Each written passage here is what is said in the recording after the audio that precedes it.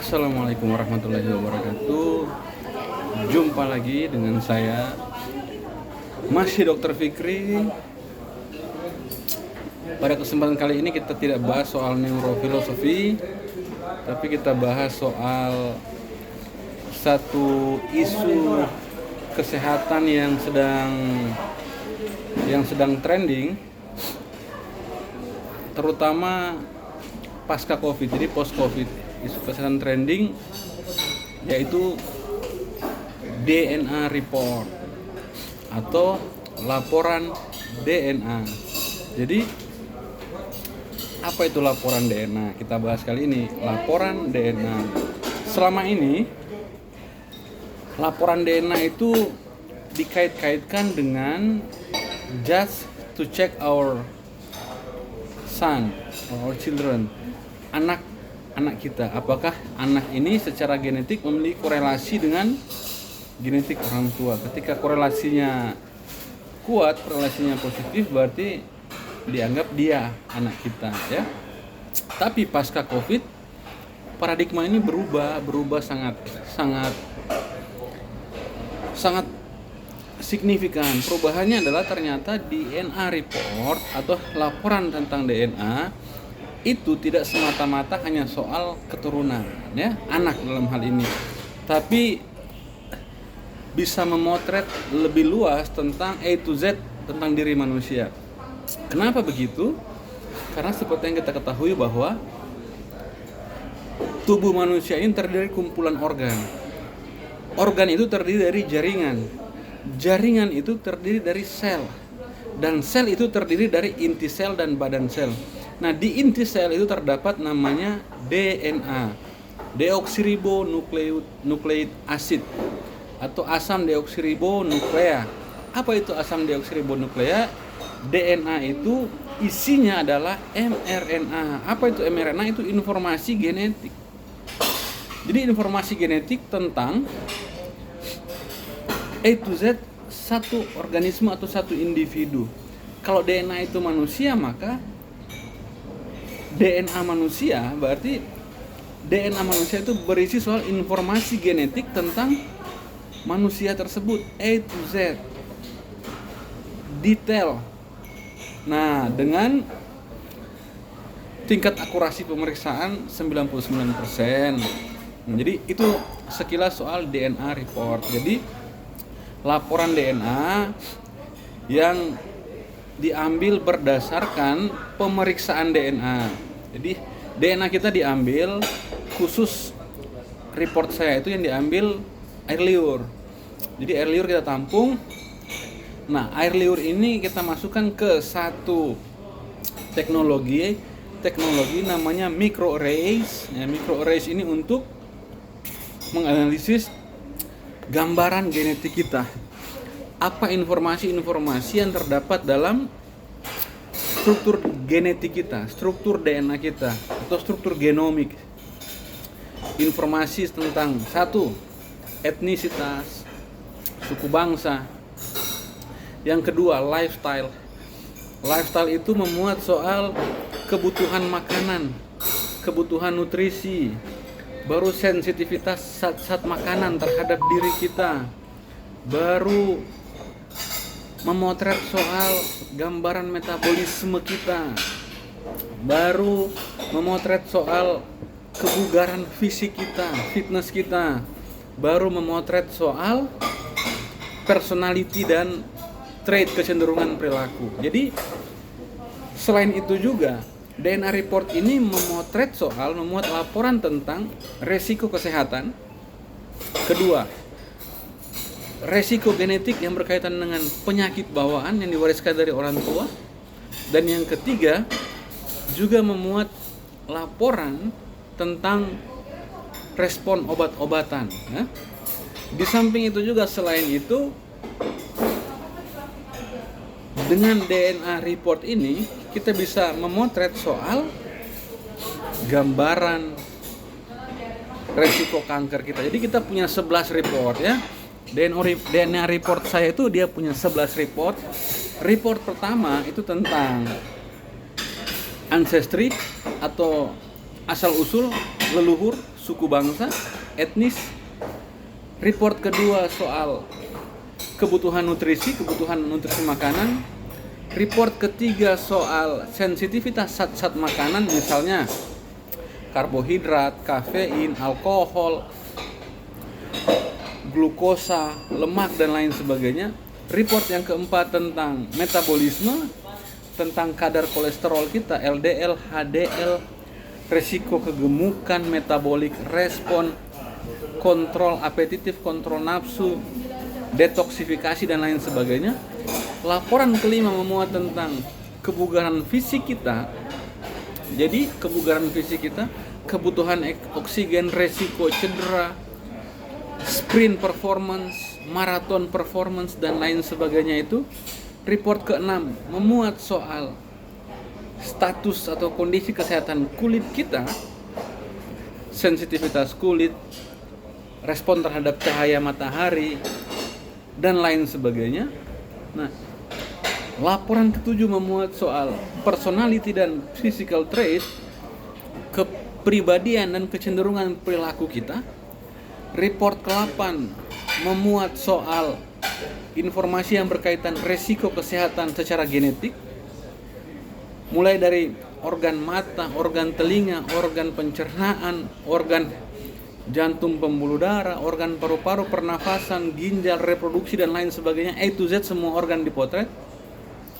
Report ke-9 memuat soal potensi penyakit bawaan secara genetik.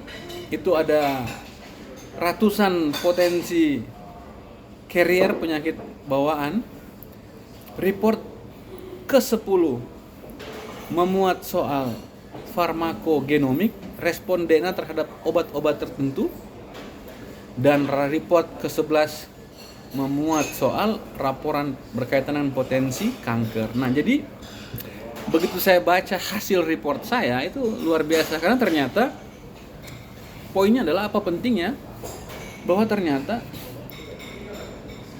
lewat full report ini, report DNA yang menyeluruh ini, kita bisa menemukan korelasi benang merah antara nutrisi yang kita makan, pertama. Kedua, aktivitas fisik yang kita lakukan lewat fitness, physical trait, dan lain sebagainya. Aktivitas fisik yang kita lakukan. Baru respon metabolisme kita, metabolisme tubuh kita. And then dikaitkan dengan kecenderungan perilaku dan kepribadian kita.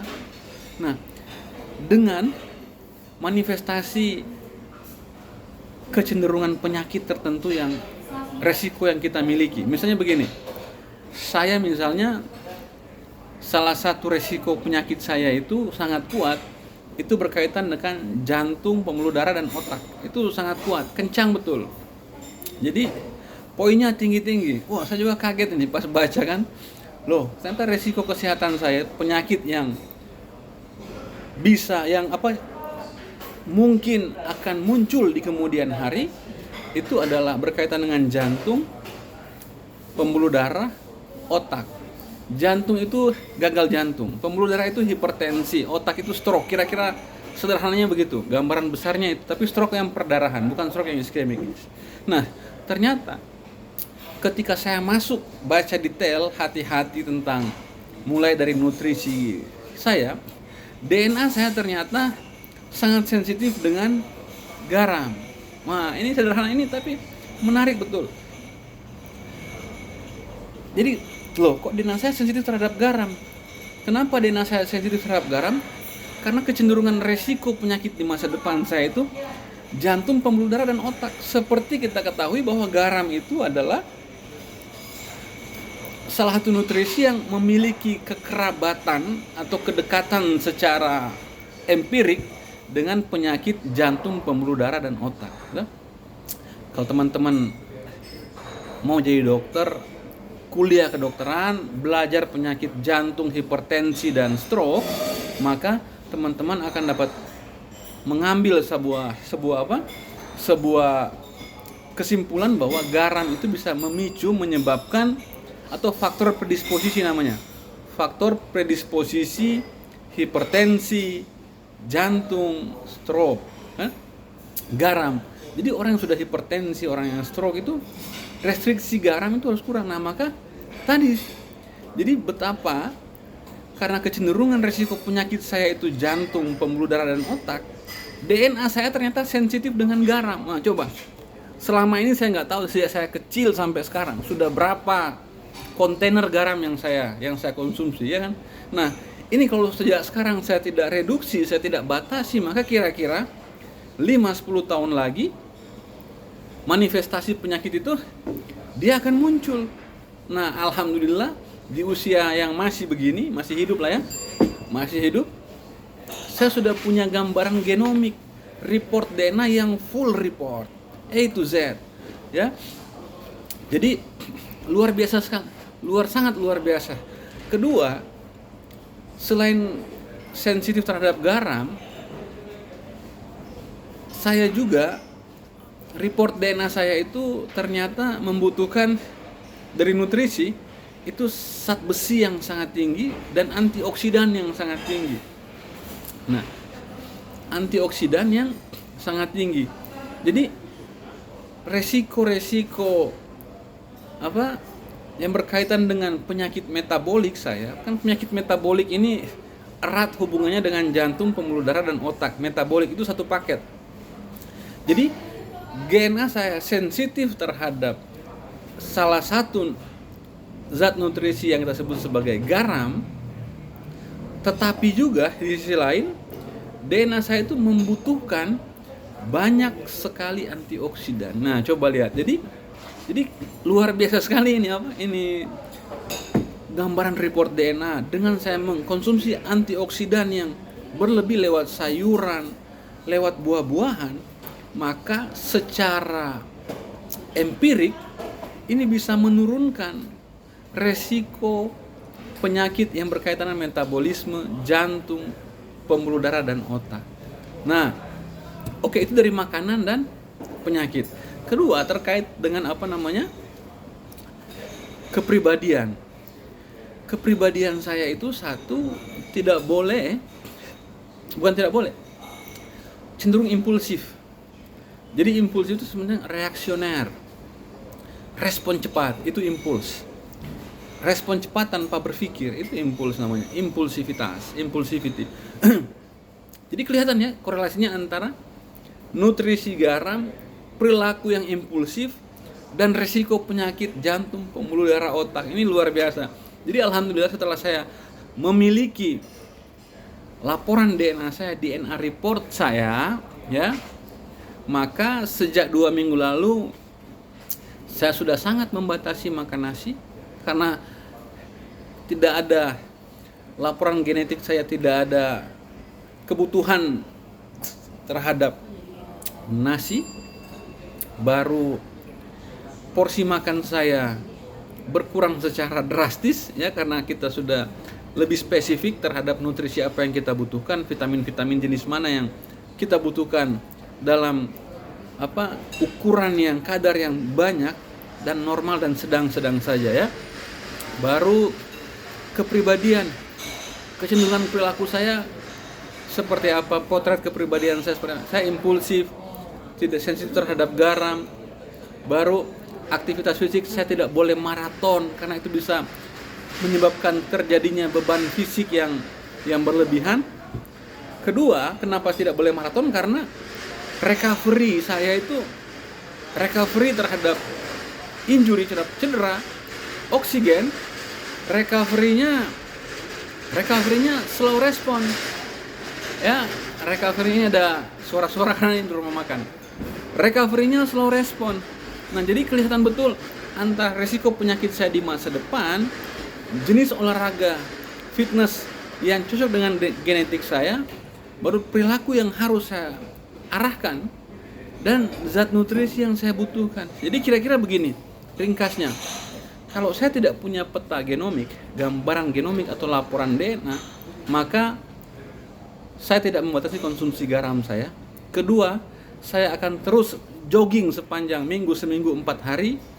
Terus impulsivitas saya akan terpelihara. Kira-kira 5 tahun lagi saya gagal jantung atau saya stroke, pecah pembuluh darah otak. Nah, tapi dengan saya tahu gambaran genetik saya hari ini, nutrisi apa yang sensitif, tidak boleh. Saya itu tidak boleh garam, tidak boleh laktosa, susu yang mengandung laktosa tidak boleh ya. Baru yang dan lain-lain. Kebutuhan nutrisi vitamin saya itu, kita butuh antioksidan yang sangat tinggi, butuh Fe yang sangat tinggi, lebih dari rata-rata. Baru kita ternyata secara kepribadian itu sangat impulsif, sangat sensitif ya, sangat sensitif. Nah, senang terhadap pemberian ini ya, senang terhadap pemberian. Nah, kalau ini tidak kita kelola, maka kira-kira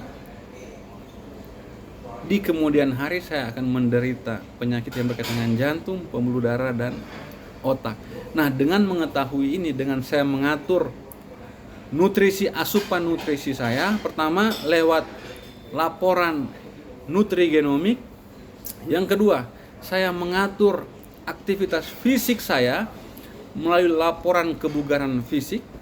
Yang ketiga, saya mengatur pola pikir dan perilaku saya, kepribadian saya berdasarkan laporan genomik yang berkaitan dengan personality dan trait.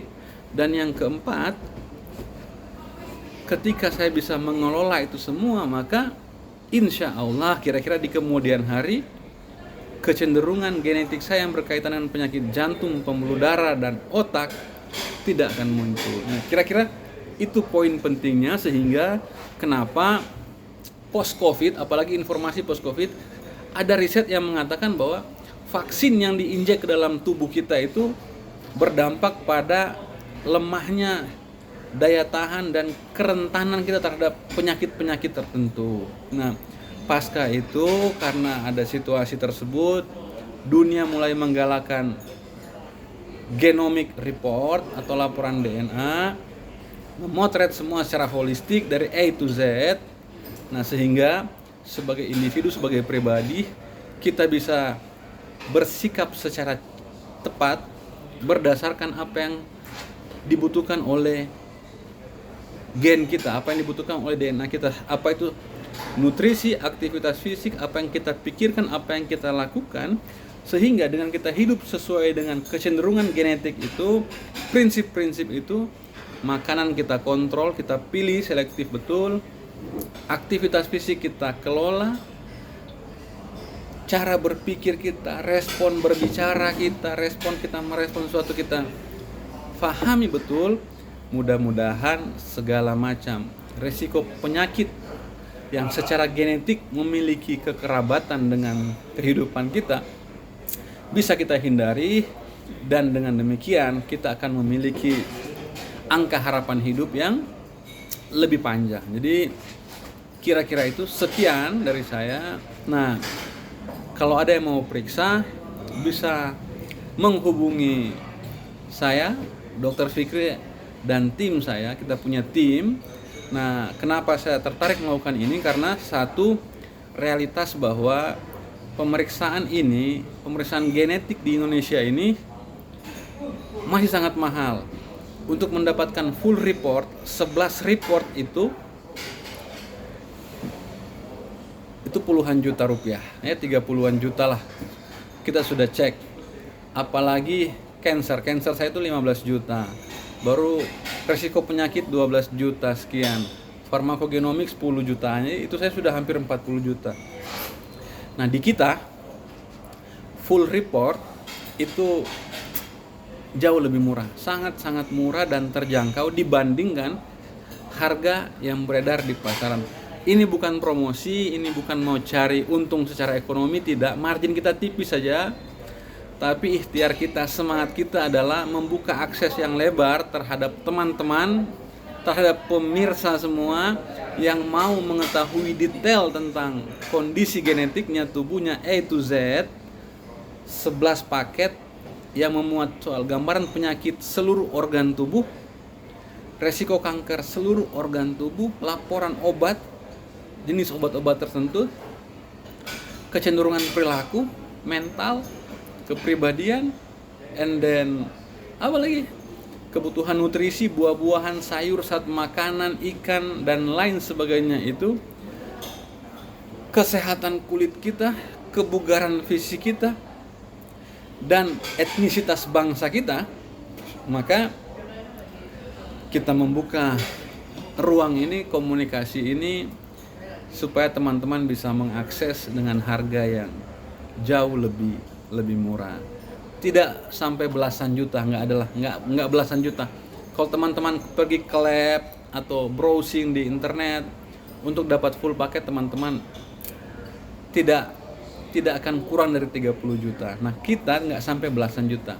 Saya Dr. Fikri undur diri. Assalamualaikum warahmatullahi wabarakatuh.